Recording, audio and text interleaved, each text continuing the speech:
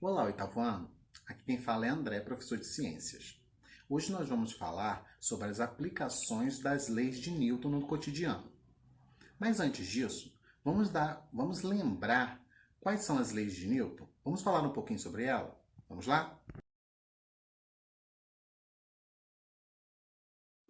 Essa primeira lei de Newton desencadeou as demais.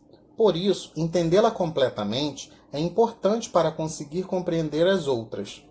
Basicamente, ela é assim: um corpo só sai do seu repouso total se houver uma outra força sobre ele. O mesmo acontece se ele estiver em linha reta. Para exemplificar essa primeira lei de Newton, vamos imaginar a seguinte situação: o já clássico exemplo do ônibus. Se ele estiver parado e acelerar bruscamente, o corpo do passageiro tende a ser jogado para trás, no caso, para manter o estado de repouso. Ao contrário, se o veículo estiver em movimento e frear bruscamente, o corpo tende a seguir o seu deslocamento e será projetado para frente.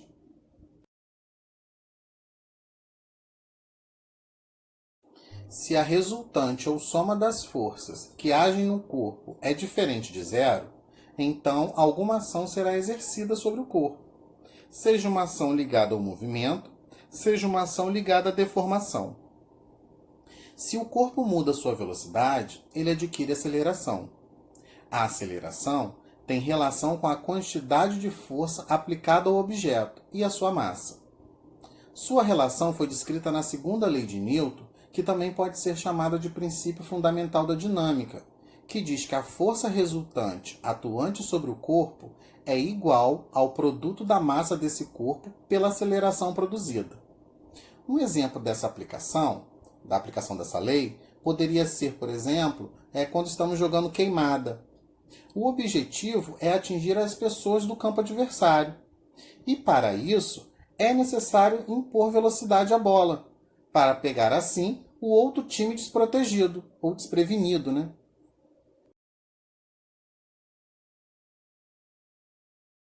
Essa lei talvez seja a mais conhecida por todos nós. Para toda ação, há sempre uma reação oposta e de igual intensidade. As ações mútuas de dois corpos, um sobre o outro, sempre são iguais e dirigidas em sentidos opostos.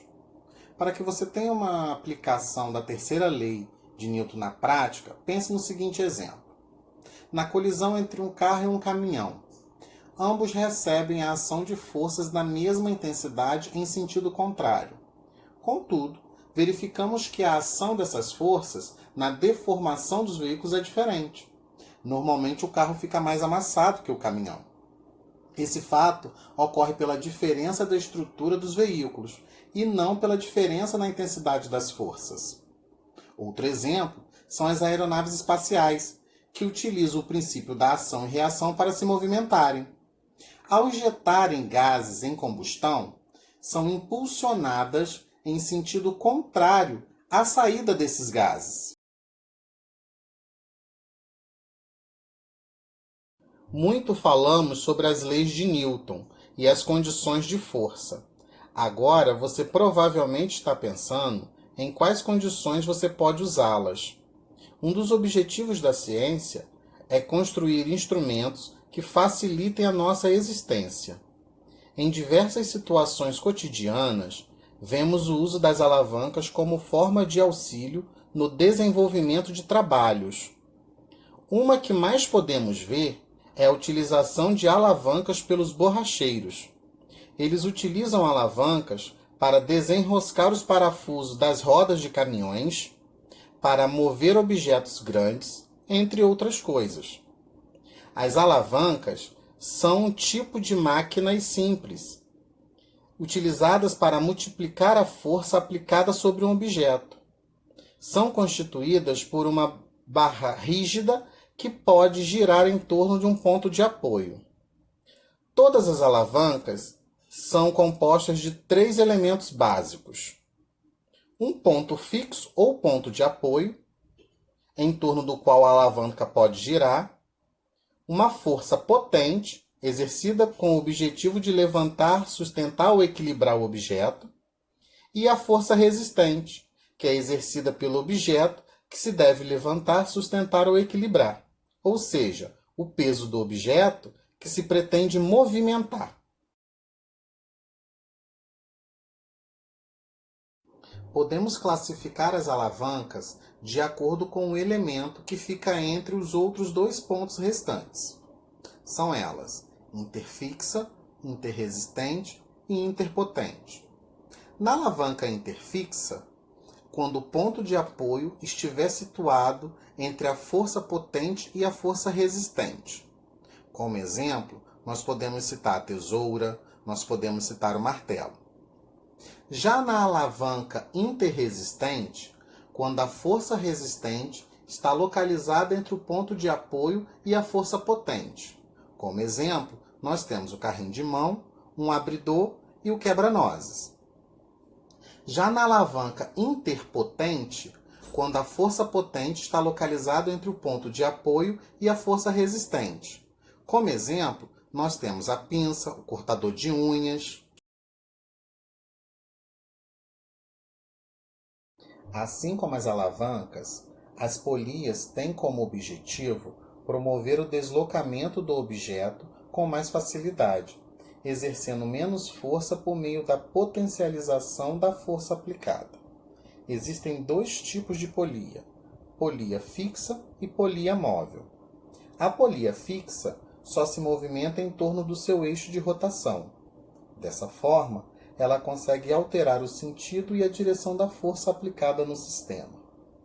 Como a polia fixa, as polias móveis também alteram o sentido e a direção da força aplicada. Adicionalmente, como podem sofrer rotação em torno do seu próprio eixo, as polias se deslocam vertical e horizontalmente. Esse aumento de deslocamento, em comparação com as polias fixas, faz com que a intensidade da força seja alterada. As polias móveis sofrem a aplicação de três forças: uma para baixo, que se relaciona à massa do objeto conectado à polia, e outras duas ligadas à força de tração das cordas. A força de tração das cordas é o que mantém as polias móveis em equilíbrio, dividindo as forças aplicadas em duas.